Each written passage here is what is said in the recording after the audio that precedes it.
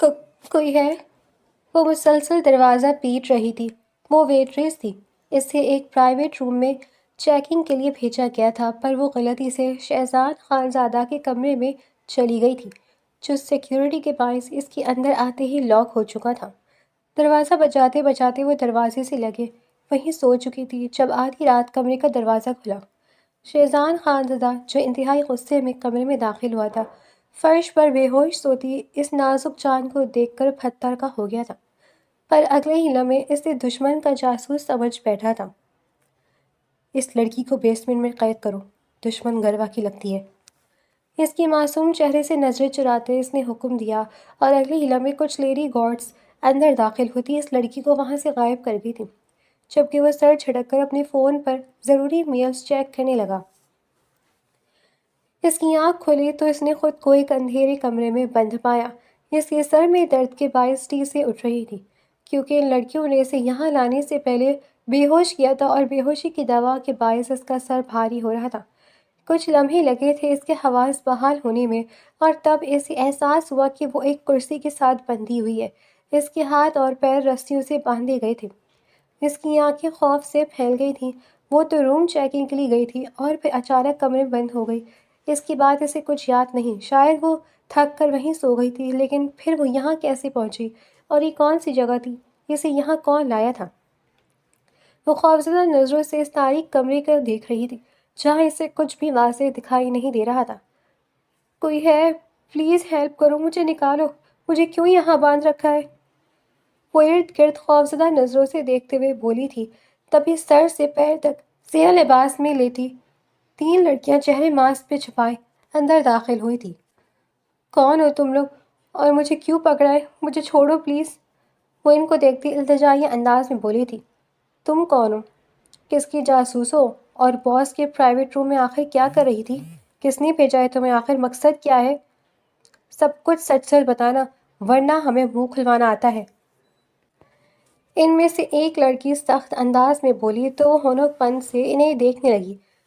کیا مطلب ہے تمہاری بات کا؟ کون سا باس اور کون سا جاسوس؟ میں تو ہوٹل کی ایک عام سی ویٹر ہوں۔ چیک ان کے بعد روم چیک کرنے گئی تھی، لیکن وہاں پر بند ہو گئی۔ عرشین ناسمجھی سے انہیں دیکھتے ہوئے بولی تھی۔ دیکھو لڑکی، آخری بار کہہ رہے ہیں، سب کچھ سچ سچ بتا دو ورنہ اچھا نہیں ہوگا۔ اس کی بات پر یقین کرنا تو دور، انہوں نے تو شاید اس کی بات سنی ہی نہیں تھی۔ وہ بس اپنی بات پر قائم تھی۔ عرشین بیچاری حیران و پریشان سے انہیں دیکھ کر معاملہ سمجھنے کی کوشش کر رہی تھی۔ تو تم ایسے اپنا منہ نہیں کھولو گی؟ اسے چپ دیکھ کر ایک لڑکی غصے سے اسے گھورتے ہوئے اس کے قریب آئی تھی، اور اس کے اسکارف میں مقید بالوں کو بے دردی سے دبوچتے ہوئے اس کے چہرے پر زوردار تھپڑ رسید کیا تھا۔ کچھ ہی لمحوں میں ان لیڈی گارڈز کی ریمائنڈ پر اس معصوم لڑکی کی چیخیں بیسمنٹ میں گونجنے لگی تھیں۔ 2 دن بعد شہزاد خانزادہ کو معلوم ہوا تھا کہ وہ لڑکی دراصل کوئی جاسوس نہیں بلکہ ہوٹل کی ایک معمولی سی امپلائی تھی۔ اس کا تمام بایو ڈیٹا نکلوایا گیا تھا جس میں سب کلیئر تھا، لیکن حقیقت سامنے آنے میں 2 دن لگ گئے تھے، اور ان 2 دنوں میں وہ معصوم سی لڑکی اس کے ہوٹل کے ہی بیسمنٹ میں قید ان کرخت اور ظالم لیڈی انسپیکٹرز کے رحم و کرم پر تھی۔ شہزاد خان کو جیسے ہی اس کے پی اے نے اس لڑکی کے بے گناہ ہونے کا بتایا تو اس کا دل بے چین ہوا تھا۔ اس کا معصوم چہرہ بے اختیار آنکھوں کے سامنے لہرایا تھا، جسے وہ ان دونوں میں بھول پایا تھا۔ وہ خود تیزی سے ہوٹل کی بیسمنٹ کی طرف گیا اور آگے بڑھا تھا۔ ارے باس آئے ہیں! وہ جو کہ مسلسل پانی نہ ملنے اور تشدد کے باعث غنودی کے عالم میں تھی، ایک لڑکی کی آواز پر اس نے ہمت جمع کرتے ہی اپنی آنکھیں ہلکے سی کھولی تھی۔ وہ اس ظالم شخص کو دیکھنا چاہتی تھی جس نے بلا وجہ اس پر اس قدر ظلم کیا۔ آخر کون تھا وہ جس کے حکم پر اس کا یہ حال کر دیا گیا تھا؟ اس میں ہمت نہیں تھی آنکھیں کھولنے کی، لیکن وہ پھر بھی زبردستی آنکھیں کھولتی ادھ کھلی آنکھوں سے اس شخص کو دیکھنا چاہتی تھی۔ سامنے ہی ایک سوٹ بوٹڈ نہایت ہی ہینڈسم اور ڈیشنگ پرسنالٹی کا مالک نوجوان اندر آتا دکھائی دیا۔ اس کے حسین چہرے پر ایک نظر ڈالتے ہی وہ زیادہ دیر اپنی آنکھیں کھلی نہیں رکھ پائی تھی، اور کچھ ہی لمحوں میں اس کی آنکھوں کے آگے اندھیرا چھا گیا تھا، لیکن اس کا چہرہ ہمیشہ کے لیے اس کے ذہن میں نقش ہو گیا تھا، جبکہ وہ حسین نوجوان فکر مند سا تیزی سے اس کی جانب بڑھا تھا، جو کہ اب بے ہوش ہو چکی تھی۔ ڈاکٹر کو بلاؤ فوراً! اس کی حالت دیکھ کر چند لمحوں کے لیے تو وہ مضبوط مرد بھی اپنی جگہ دہل گیا تھا۔ اگلے ہی پل ہوش میں آتے وہ پوری شدت سے چلائے تھے کہ وہاں موجود لیڈی گارڈز اور اس کا پی اے سب گھبرا گئے تھے۔ 2 دن بعد اسے چھوڑ دیا گیا تھا، لیکن ان 2 دنوں میں وہ بری طرح خوفزدہ ہو گئی تھی۔ وہ ایک عام سی لڑکی تھی جو ایسا تشدد اور ظلم برداشت نہیں کر پائی تھی۔ اسے جب ہوش آئے تو اس نے خود کو ایک بستر پر پایا۔ اس کے پاس ایک طرف وہی لڑکیاں کھڑی تھیں جنہیں دیکھ کر وہ ڈر گئی تھی، لیکن ان کے تسلی دینے پر کہ انہیں غلط فہمی ہو گئی تھی وہ مطمئن تو نہیں ہوئی، لیکن یہاں سے نکلنے کی امید دل میں جاگ اٹھی تھی۔ اس لیے وہ واپس اپنے گھر جانے کی ضد کرنے لگی، جس پر انہوں نے کچھ پس و پیش کے بعد اسے جانے دیا۔ اسے ہوٹل کے پیچھے بنے خفیہ دروازے سے باہر بھیج دیا گیا تھا۔ ساتھ ہی ساتھ انہوں نے معذرت بھی کی تھی، لیکن وہ بس اس وقت اپنے گھر جانا چاہتی تھی۔ لیکن گھر آ کر اس پر ایک الگ ہی قیامت ٹوٹ پڑی تھی۔ وہ پچھلے 2 دنوں سے گھر نہیں آئی تھی، جس کی وجہ سے اس کے گھر والوں نے اس پر بد کرداری کا الزام لگاتے ہوئے اسے مار پیٹ کر گھر سے باہر نکال دیا تھا۔ وہ بے بسی اور درد کی تصویر بنی بے یار و مددگار سڑک پر بیٹھی ہوئی تھی۔ پتہ نہیں اسے کس چیز کی سزا ملی تھی، وہ بے گناہ ہوتے ہوئے بھی قصوروار ٹھہری تھی۔ زندگی میں پہلی بھی اس کے لیے آسان نہیں تھی، لیکن اس ظالم شخص نے اس کی زندگی مکمل تباہ و برباد کر ڈالی تھی۔ دوسری جانب شہزان خان، جو کہ ایک ضروری فون کال پر وہاں سے چلا گیا تھا، وہ جب 3-4 گھنٹوں بعد واپس آیا تو یہ سن کر بے چین ہو گیا کہ وہ لڑکی جا چکی ہے۔ اس لڑکی پر اس قدر تشدد کرنے کی وجہ سے وہ پہلی لیڈی گارڈز پر بھڑکا ہوا تھا، حالانکہ ان کا کام یہی تھا، اور یہ کوئی پہلی بار تو نہیں ہوا تھا۔ ان لڑکیوں کو اسی چیز کے پیسے ملتے تھے، لیکن اب کی بار وہ ان کے کام پر خوش ہونے کے بجائے برہم ہو گیا تھا۔ اس نے ان کو غصے سے اچھا خاصا جھاڑا تھا۔ یہی وجہ تھی کہ جب اس لڑکی نے بار بار گھر جانے کی ضد کی تو اب کی بار اپنے باس کے خوف کے باعث ہی انہوں نے اسے جانے دیا، لیکن ان کا باس تھا کہ کسی صورت خوش نہیں ہو رہا تھا۔ اب وہ اس بات پر غضبناک ہو گیا تھا کہ آخر اس کے آنے سے اسے پہلے جانے کیوں دیا؟ تم لوگوں نے آخر میری اجازت کے بغیر اسے جانے کیسے دیا؟ پہلے ہی میرے آرڈر اور انفارمیشن آنے کا انتظار کیے بغیر اس پر ہاتھ اٹھایا، اور ابھی بیوقوفی ان کو یہی بیسمنٹ بند کر دو، یہی ان کی سزا ہے، اور جب تک میں نہیں کہوں گا یہ یہیں بند رہیں گی۔ ایک بار پھر ان لیڈی گارڈز کی عزت افزائی کرنے کے بعد اس نے انہیں غصے سے وہیں بیسمنٹ میں ہی بند کرنے کا حکم دیا تھا کہ ایک تو اس معصوم پر اس قدر ظلم ڈھایا اور پھر اس کی اجازت کے بغیر اسے جانے دیا۔ وہ پہلے بھی انہیں سزا دینے کا سوچ چکا تھا، لیکن اس لڑکی کے لیے اس سے ان کی ضرورت تھی، اس لیے خود پر ضبط کیے ہوئے تھا، مگر اب جب وہ لڑکی ہی نہیں تھی تو ان پر رحم کرنے کا بھی کوئی جواز نہیں تھا۔ اور تم اس لڑکی کو ڈھونڈو 1 گھنٹے کے اندر اندر، مجھے وہ لڑکی اپنے سامنے چاہیے، سمجھے، ورنہ تمہارا حشر بگاڑ دوں گا۔ وہ اب اپنے پی اے کو سر ہو گیا تھا کہ اسے ہر صورت وہ لڑکی چاہیے تھی۔ اس کے حکم پر اس کا پی اے پریشان ہوتا فوراً وہاں سے نکلا تھا، لیکن اس کا جو پتہ معلوم ہوتا وہاں جا کر معلوم ہوا کہ اس کے گھر والوں نے اسے نکال دیا ہے اور اب اس کا کوئی اتا پتہ نہیں ہے۔ اس کا پی اے یہ سن کر خود پریشان ہو گیا تھا، پتہ نہیں وہ اپنے باس کو جب یہ خبر سنائے گا تو وہ اس کا کیا حشر کرے گا۔ اس کے غصے سے تو سب کی ہی جان جاتی تھی، اس کا غصہ بہت برا تھا۔ بیچارہ پی اے دل ہی دل میں اپنی سلامتی کی دعا کرتا اب اپنے باس کو یہ خبر سنانے کے لیے چل پڑا تھا۔ اور حسب توقع شہزان خان یہ سب سن کر غصے سے آنکھ بگولا ہو گیا تھا۔ سب کے سب نمونے اور بیوقوف پال رکھے ہیں میں نے، ایک کام ڈھنگ سے نہیں ہوتا۔ آخر 4 گھنٹوں میں کہاں غائب ہو سکتی ہے وہ لڑکی؟ یہیں گئی ہوگی، اسے ڈھونڈو، چاہے زمین کھودو یا آسمان، مگر اسے تلاش کرو۔ وہ لڑکی نہ ملی تو سب کو الٹا لٹکا دوں گا۔ شکل گم کرو اپنی، اور اب تبھی میرے سامنے آنا جب وہ لڑکی مل جائے۔ اپنے پی اے کو جھڑک کر اس نے دانت پیستے ہوئے حاکمانہ انداز میں کہا۔ اس کے حکم پر اس کی ایک پوری ٹیم چند ہی لمحوں میں حرکت میں آئی تھی اور پورے شہر میں اس لڑکی کو تلاش کرنے کے لیے نکلی تھی، لیکن وہ لڑکی پتہ نہیں کہاں غائب ہو گئی تھی۔ اس سے شاید زمین کھا گئی تھی یا آسمان نکل گیا تھا۔ پورے شہر میں بلکہ آس پاس کے شہروں میں بھی ہر ممکن جگہ اسے تلاش کیا گیا تھا، ہاسٹلز، یتیم خانے، ہاسپٹلز، مدرسے، یہاں تک کہ ہوٹل سے اس کی ہسٹری نکالتے اس کے تمام رشتہ داروں اور سہیلیوں کے گھر بھی پتہ کیا تھا، مگر وہ کہیں نہیں تھی۔ شہزان کے پی اے کو تو یہی وہم تھا کہ اتنے ٹراما کے بعد کہیں اس لڑکی نے خودکشی نہ کر لی ہو، لیکن اپنی طرف سے تو وہ ہاسپٹلز یہاں تک کہ مردہ گھر بھی دیکھ چکے تھے، مگر اس لڑکی کو نہیں مل رہا تھا اور نہ ہی وہ ملی تھی۔ شہزان خان کا شمار ملک کے ایک نہایت ہی نامور اور بااثر بزنس مین کے طور پر ہوتا تھا۔ اس کے اپنے کئی ہوٹلز اور ریسٹورانٹس تھے اور ریزارٹس تھے۔ وہ جدی پشتی رئیس تھا، لیکن اس کے ساتھ ساتھ وہ ملک کی خفیہ ایجنسی سے جڑا ہوا تھا۔ وہ ملک کے ایک حساس ادارے کا اہم رکن تھا۔ اس کے انڈر اپنی ایک اسپیشل فورسز کی ٹیم تھی، جس میں مرد اور ایک خواتین دونوں شامل تھے۔ اس کے پاس ملک کی خفیہ اور حساس انفارمیشن موجود تھی، جس کی وجہ سے بہت سے ملک دشمن عناصر اس کے پیچھے لگے ہوئے تھے۔ وہ ایک نہایت ہی مستقل مزاج اور سخت گیر طبیعت کا مالک انسان تھا۔ اس کے نزدیک اس کے ارد گرد موجود ہر شخص ہی مشکوک تھا، اور پھر وہ لڑکی تو اس کے اپنے ہوٹل کے پرائیویٹ ریزرو کمرے میں بند پائی گئی تھی، جہاں پر کسی کا بھی داخلہ ممنوع تھا۔ وہ کیسے اس پر شک کرتا؟ لیکن اس کی انفارمیشن نکالنے پر جب معلوم ہوا کہ وہ لڑکی دراصل بے قصور ہے، تب حقیقت میں شہزان خان کے ہوش اڑے تھے۔ لیکن اس کی انفارمیشن نکالنے پر جب معلوم ہوا کہ وہ لڑکی دراصل بے قصور ہے، تب حقیقت میں شہزان خان کے ہوش اڑے تھے۔ اوپر سے اس کی ٹیم کے لیڈی آفیسرز نے بغیر تحقیق کا انتظار کیے اس پر تشدد کیا تھا، جو اسے مزید غضبناک کر گیا تھا۔ کچھ تھا اس معصوم سی لڑکی میں کہ وہ جو پھترا دل مشہور تھا، یہی نظر میں ہی اسے دیکھ کر دل پر اثر ہوا تھا، لیکن اسے دشمن سمجھتے اپنے دل کی پکار کو وہ نظر انداز کر گیا تھا۔ وہ اس رات ایک بری خبر سن کر نہایت ہی خراب موڈ میں واپس آیا تھا۔ اس کے باوجود بھی اس کا معصوم چہرہ اس کی توجہ کا مرکز بنتا ایک پل کو اسے ہر شے بھلا گیا تھا۔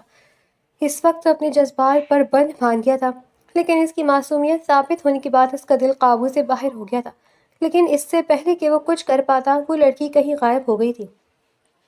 اسے اب افسوس کے ساتھ ساتھ خود پر بھی غصہ آ رہا تھا۔ وہ بڑا ہی سنگ دل انسان تھا۔ خوبصورت سے خوبصورت لڑکی بھی کبھی اس کے دل کو بھا نہیں سکی تھی۔ اس لیے تو 30 سال کی عمر میں بھی وہ ابھی تک بیچلر تھا، کیونکہ اسے کوئی لڑکی پسند آتی ہی نہیں تھی۔ اور اب زندگی میں پہلی بار کوئی لڑکی پسند آئی بھی صحیح تو اس کے ساتھ خود ہی ظلم کر بیٹھا، اور اب وہ لاپتہ تھی۔ اس نے زمین آسمان ایک کر دی، لیکن وہ لڑکی پتہ نہیں کہاں غائب ہوئی تھی۔ دوسری جانب اسے اپنے ماں باپ کی کال ریسیو ہوئی تھی۔ اس کی ماں کو پتہ نہیں کہاں سے اپنے محروم بھائی کی یتیم بیٹی مل گئی تھی، اور اب وہ اس کے پیچھے پڑ گئی تھی کہ وہ ان کی یتیم بھتیجی سے نکاح کر لے۔ اپنی ماں کا مدعا سن کر اس نے کیسے اپنا غصہ ضبط کیا تھا، یہ وہی جانتا تھا۔ جس لڑکی سے وہ محبت کرتا تھا، یہاں اسے وہ مل نہیں رہی تھی، اور اس کی ماں اس کی شادی کسی اور لڑکی سے کرانا چاہتی تھی۔ اپنے ماں باپ اسے بے حد عزیز تھے، اس لیے وہ انہیں صاف سیدھا انکار نہیں کر پایا، لیکن اپنی مصروفیت کا بہانہ بنا کر وہ فی الحال کے لیے انہیں ٹال گیا تھا۔ دیکھتے ہی دیکھتے 6 ماہ گزر گئے تھے، اور اس لڑکی کا اسے اب تک کوئی سراغ نہیں ملا تھا۔ دل کی بے سکونی اور پچھتاوا ہر گزرتے لمحے کے ساتھ اس کے وجود کو گھیر رہا تھا، اور وہ بے بسی کی مورد بنا ہوا تھا۔ زندگی میں پہلی بار وہ بے بس ہوا تھا۔ دوسری جانب اس کے ماں باپ مسلسل اسے فورس کر رہے تھے، اور پچھلے 6 ماہ سے وہ اسی وجہ سے اپنے گھر بھی نہیں گیا تھا، کیونکہ اسے معلوم تھا کہ اس کی ماں اس کے گھر آتی ہی اسے منتیں واسطے دے کر اپنی بھتیجی کے ساتھ باندھ دیں گی۔ وہ شاید ان کی بھتیجی سے نکاح کر بھی لیتا اگر اس کے دل میں وہ لڑکی نہ ہوتی۔ وہ کسی اور سے محبت کرتا تھا، پھر ایسے میں کسی سے بھی شادی کر لیتا، لیکن وہ اپنے ماں باپ کو یہ بتا نہیں پا رہا تھا۔ کیا بتاتا کہ جس لڑکی سے محبت کرتا اسی پر ظلم ڈھایا، اور ستم یہ کہ اس کے گھر والوں نے بھی گھر سے نکال دیا، اور اب تک اس کا کوئی اتا پتہ نہیں چلا پایا۔ وہ یہ سب اپنے ماں باپ کو نہیں بتانا چاہتا تھا، اس لیے فی الحال وہ اسے ڈھونڈنے کے سوا کچھ نہیں کر سکتا تھا۔ اس نے اپنی تمام پاور استعمال کر کے دیکھ لی تھی، یہاں تک کہ اپنا عہدہ استعمال کرتے ہوئے اس نے ڈیجیٹل طور پر بھی اس کے بارے میں جاننا چاہا تھا، لیکن اس کی کوئی انفارمیشن نہیں ملی تھی۔ اس کا سیل فون ان کی بیسمنٹ میں تھا، اور اسے صرف گھر سے نکلتے دیکھا تھا۔ اس کی بات وہ کہاں گئی کوئی نہیں جانتا تھا۔ شہزان خان پر ہر گزرتا لمحہ بھاری ہوتا جا رہا تھا۔ اس نے ابھی تک امید نہیں ہاری تھی، وہ اب بھی اسے ڈھونڈ رہا تھا، لیکن دل ان دنوں عجیب بے قراری اور بے چینی کا شکار تھا۔ اسے اپنی جھنجھلاہٹ اور بے چینی کو وہ اکثر اپنے ٹیم ممبرز اور امپلائیز پر اتار دیا کرتا تھا، لیکن اسے سکون پھر بھی نہیں ملتا تھا۔ 6 ماہ بعد اسے اپنے والد کی پھر کال ریسیو ہوئی کہ اس کی مسلسل ٹال مٹول کو دیکھتے ہوئے اس کی ماں نے اپنی بھتیجی کا کہیں اور رشتہ طے کر دی ہے، اور یہ سن کر اس نے شکر ادا کیا تھا کہ کم سے کم اس کی اس لڑکی سے جان چھوٹی۔ ساتھ ہی اس کے والد یہ بھی کہہ رہے تھے کہ اس کی ماں اس سے بہت ناراض ہے، اگر وہ اپنی ماں کو منانا چاہتا ہے تو آج ہی گھر آ جائے، کیونکہ شام کو اس کی کزن کی منگنی ہے۔ اگر وہ اب بھی نہ آیا تو پھر اس کی ماں اسے کبھی بات نہیں کرے گی۔ وہ ابھی گھر نہیں جانا چاہتا تھا جب تک اس لڑکی کو ڈھونڈ نہ لے، لیکن اپنے ماں باپ کی ناراضگی بھی اس سے برداشت نہیں ہونی تھی، اور اب اس لڑکی کا خطرہ تو ٹل ہی گیا تھا، تو پھر وہ کیوں اپنے ماں باپ کو مزید خود سے بدظن کرتا۔ اسے ڈھونڈنے کی ذمہ داری اپنی ٹیم کے خاص ممبر کے ذمہ لگاتا اس نے خود اپنے آبائی گھر جانے کا فیصلہ کیا۔ اس کی فلائٹ 2-3 گھنٹے لیٹ ہو گئی تھی، جس کی وجہ سے وہ وقت سے پوائنٹ نہیں پہنچ پایا تھا۔ اسے پہنچتے پہنچتے شام ہو گئی تھی۔ اسے یقین تھا منگنی ہو چکی ہوگی، کیونکہ جو ٹائم اس کے والد نے بتایا تھا وہ کب کا گزر گیا تھا۔ لیکن خیر، اسے کون سا منگنی میں شرکت کا شوق تھا؟ وہ تو بس اپنے ماں باپ کی خاطر جا رہا تھا۔ اسے بس یہی فکر تھی کہ دیر آنے سے پر اس کی ماں باپ مزید ناراض نہ ہو جائے۔ وہ اپنی بڑی سی شاندار حویلی میں داخل ہوا تو حویلی کے لان میں ہی خوبصورتی سے سجاوٹ کر کے منگنی کے فنکشن کا انتظام کیا گیا تھا۔ وہ لان میں آیا تو اس کی نظریں ارد گرد اپنے ماں باپ کو تلاش کر رہی تھیں۔ تبھی غیر ارادتاً اس کی نظر سامنے اسٹیج کی جانب اٹھی تھی اور وہیں پر ساکت رہ گئی تھی۔ اسٹیج پر رکھے صوفے پر کسی لڑکی کے پہلو بیٹھی وہ لڑکی کوئی اور نہیں بلکہ اس کی محبت تھی، جسے وہ پچھلے 6 ماہ سے تلاش کر رہا تھا۔ لیکن اس وقت وہ کسی اور کے پہلو میں کسی اور کے لیے سجی سنوری ہوئی تھی۔ شہزاد کچھ لمحے کے لیے بے یقین سے اسے دیکھتا رہ گیا، جیسے یقین کرنا چاہ رہا ہو کہ کیا وہ واقعی وہی ہے، اور حقیقت کا ادراک ہوتے ہی اس نے رگوں پہ میں انگارے دوڑنے لگے تھے۔ وہ کسی اور کے پہلو میں برداشت نہیں ہوئی تھی، لیکن ذہن ابھی تک یہی نہیں سمجھ پا رہا تھا کہ وہ آخر یہاں کیا کر رہی ہے۔ آج تو اس کی کزن کی منگنی تھی، وہ کزن جس کی شادی اس کے ماں باپ اسے زبردستی کرانا پر تول رہے تھے۔ تو کیا یہی لڑکی اس کی کزن تھی جسے وہ پچھلے 6 ماہ سے ہر جگہ پاگلوں کی طرح ڈھونڈ رہا تھا؟ وہ اس کے گھر میں موجود تھی، اس کی ماں اسی سے اس کی شادی کرانے والی تھی، اور وہ اسی سے بچنے کے چکر میں پچھلے 6 ماہ سے گھر نہیں آیا تھا، اور اب اس کی بیوقوفی کی وجہ سے کسی اور کی ہونے والی تھی۔ وہ آنکھوں میں آنکھ لیے بے یقینی سے سامنے دیکھ رہا تھا۔ سب کچھ سمجھ آ جانے پر وہ دل چاہ رہا تھا کہ یا تو اپنا قتل کر ڈالے، یا پھر سامنے بیٹھے اس لڑکے کا جو کہ اسے زہر سے بھی زیادہ برا لگ رہا تھا۔ آ گئے تم پرخدان، مل گئی تمہیں فرصت، اب بھی نہ آتے؟ اپنے بابا کی آواز پر وہ خود پر ضبط کرتا ان کی جانب متوجہ ہوا تھا، ساتھ ہی ایک نظر اپنی ماں پر ڈالی تھی جو خفگی سے اسے دیکھ کر پھیر گئی تھی چہرہ۔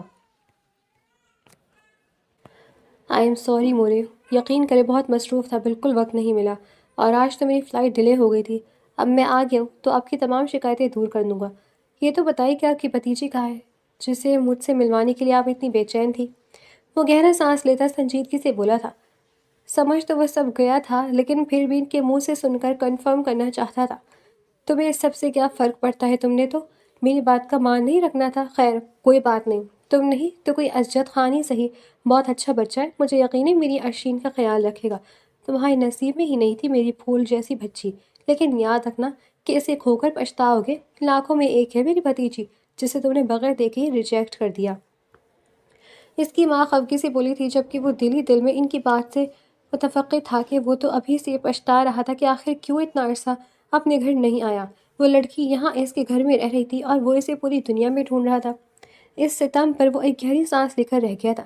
شاید جو ظلم اس معصوم پر کیا تھا یہ اس کی بددعاؤں کا اثر تھا۔ شکر تھا کہ وہ اس کے سامنے نہیں گیا تھا، ورنہ تو وہ شاید اس کی شکل دیکھ کر ہی اس سے نفرت کرنے لگتی۔ وہ دل ہی دل میں شکر ادا کر رہا تھا، اس بات سے انجان کہ وہ اسے دیکھ چکی ہے اور واقعی اس سے بے تحاشا نفرت کرتی ہے۔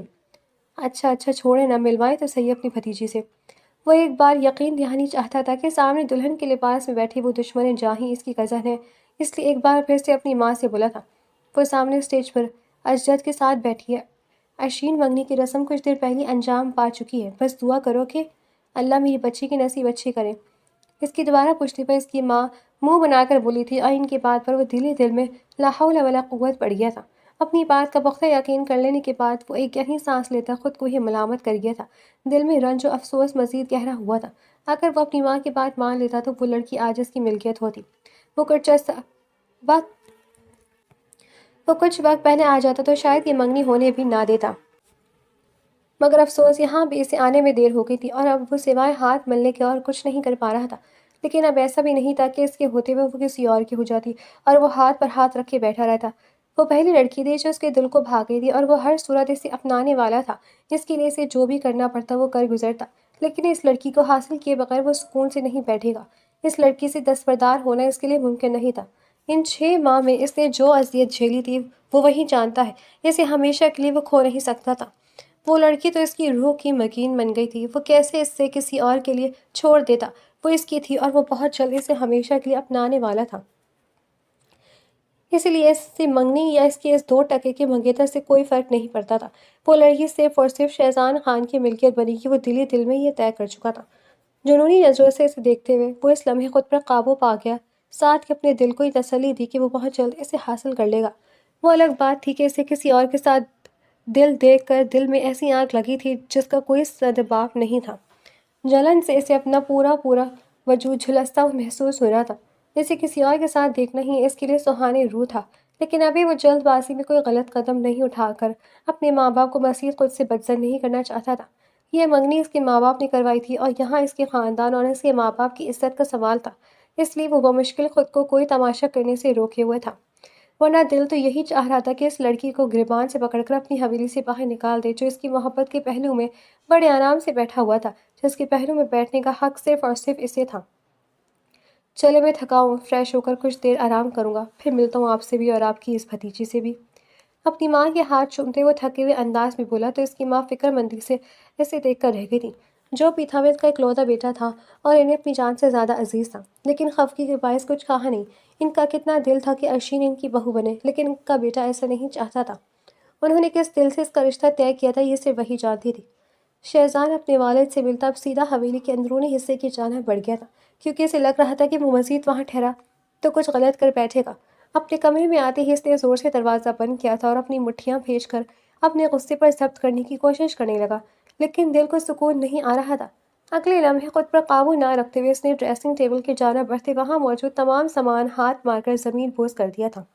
اس کے غصے اور بے بسی کا یہ عالم تھا کہ اس کا دل چاہ رہا تھا کہ ہر شے کو آگ لگا دے۔ جو آگ اس کے سینے میں لگی تھی اس پہ تمام عالم کو جلا دینے کا یہ جی چاہنا تھا۔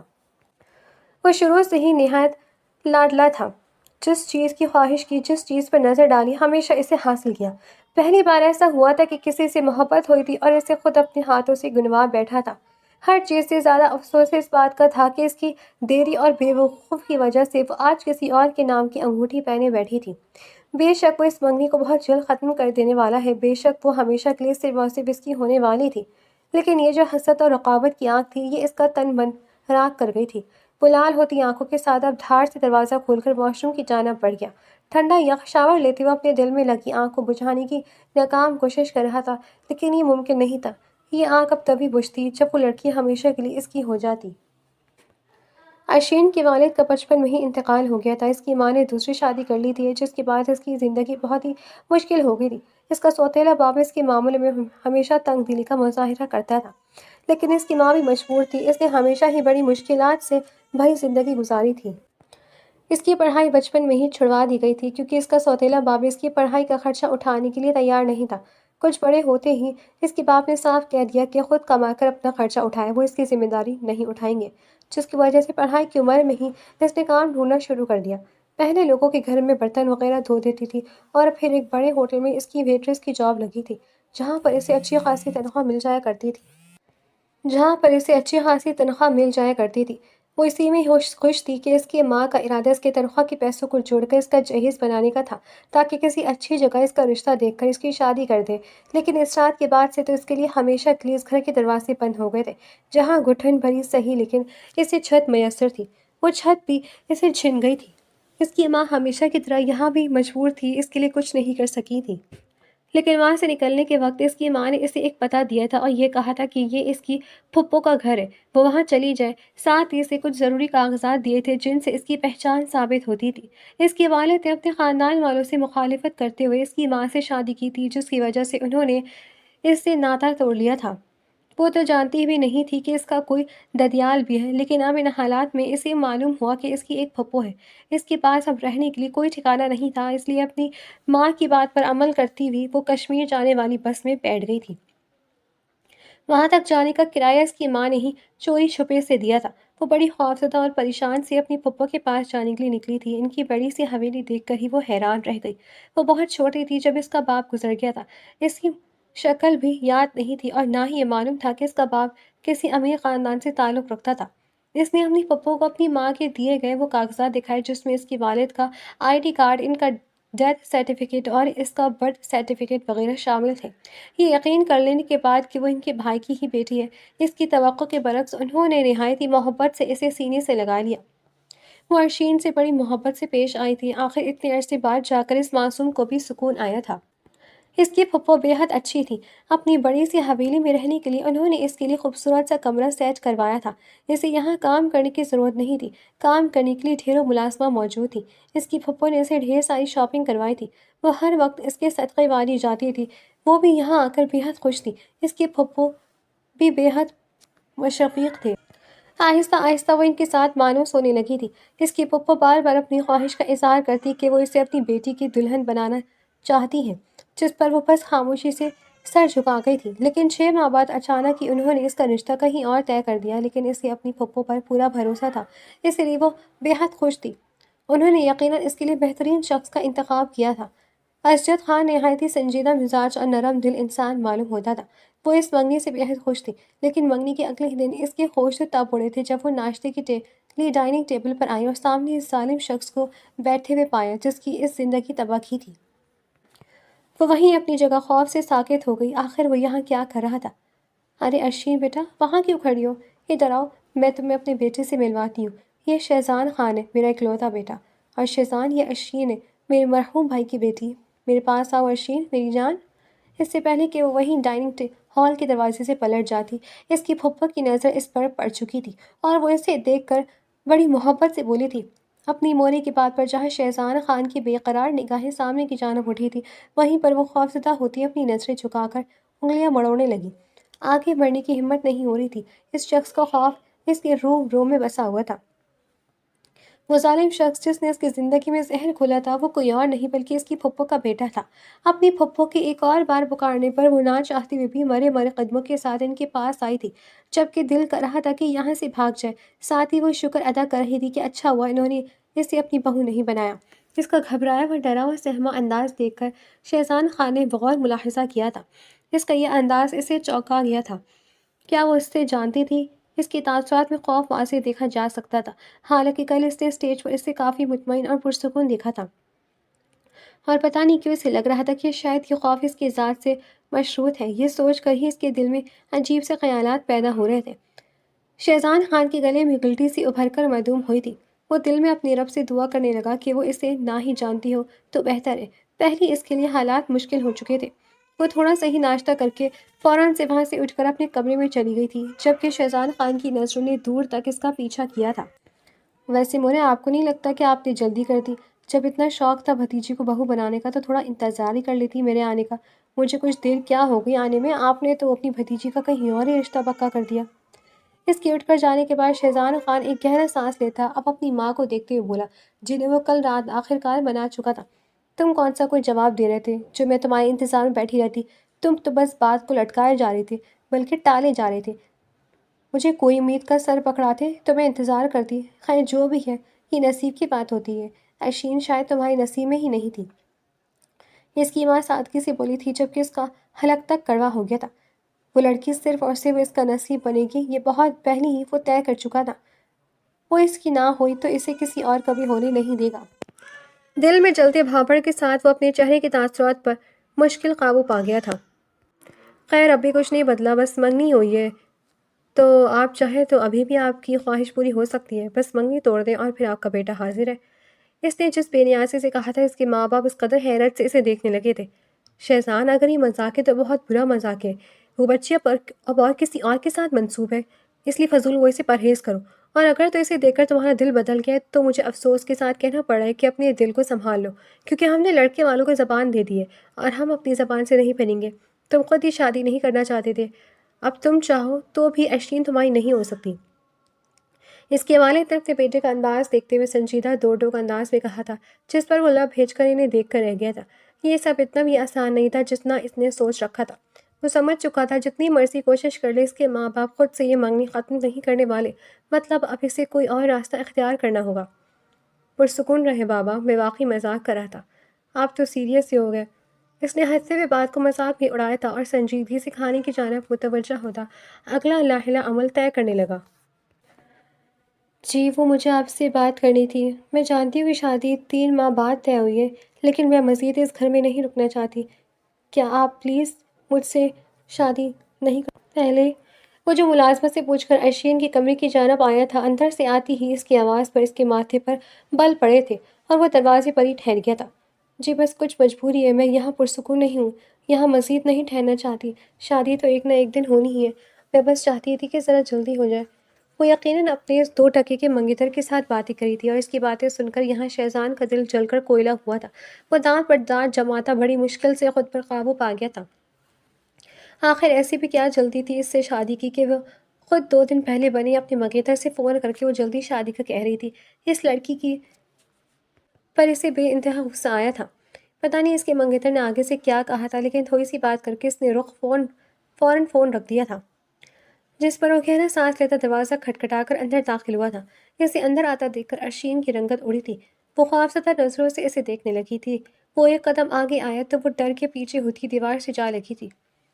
میں نے کچھ نہیں کیا، میں کچھ نہیں جانتی، پلیز مجھے مت مارنا، وہ آنکھوں میں خوف اور آنسو لیے بولی تھی۔ شہزان خان اپنی جگہ پر ساکت رہ گیا۔ تو وہ واقعی اسے پہچانتی تھی، لیکن کیسے؟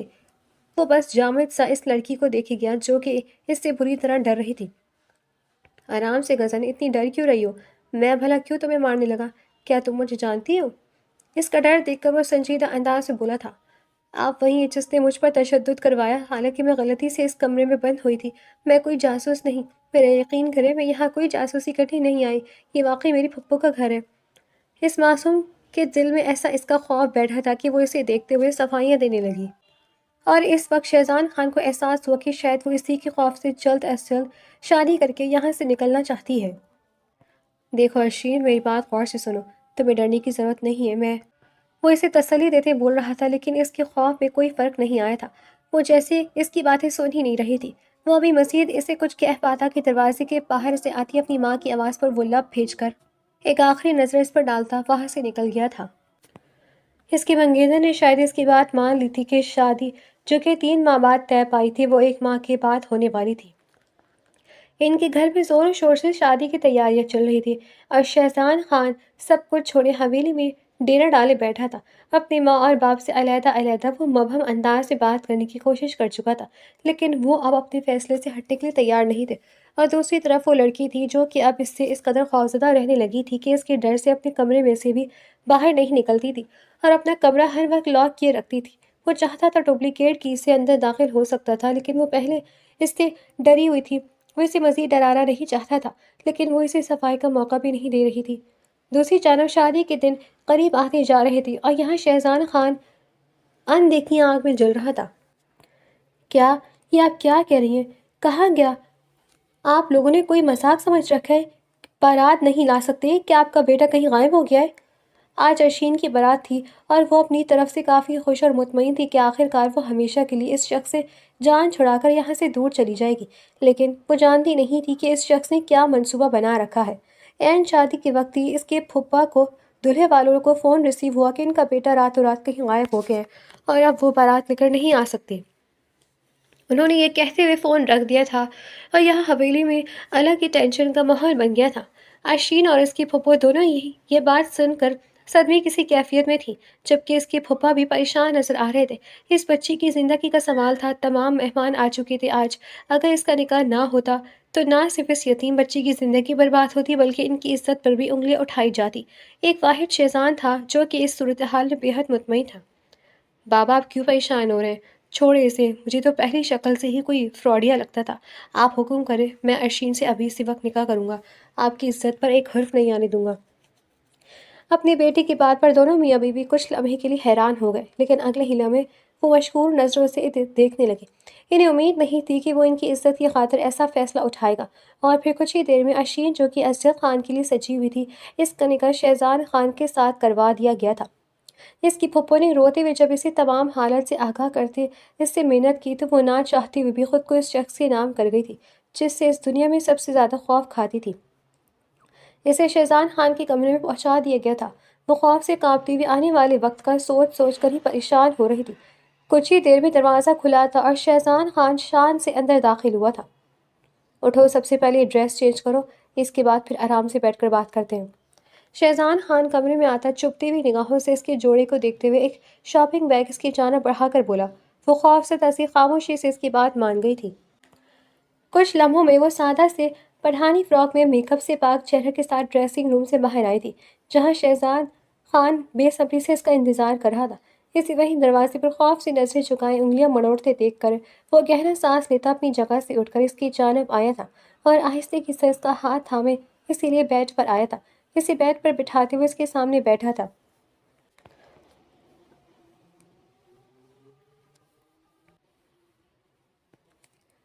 دیکھو اشین، میری بات سنو، میں جانتا ہوں کہ جو کچھ ہوا وہ بدلا نہیں جا سکتا اور جو ہوا وہ بہت برا تھا، لیکن یقین مانو میں نے جان بوجھ کر ایسا نہیں کیا تھا۔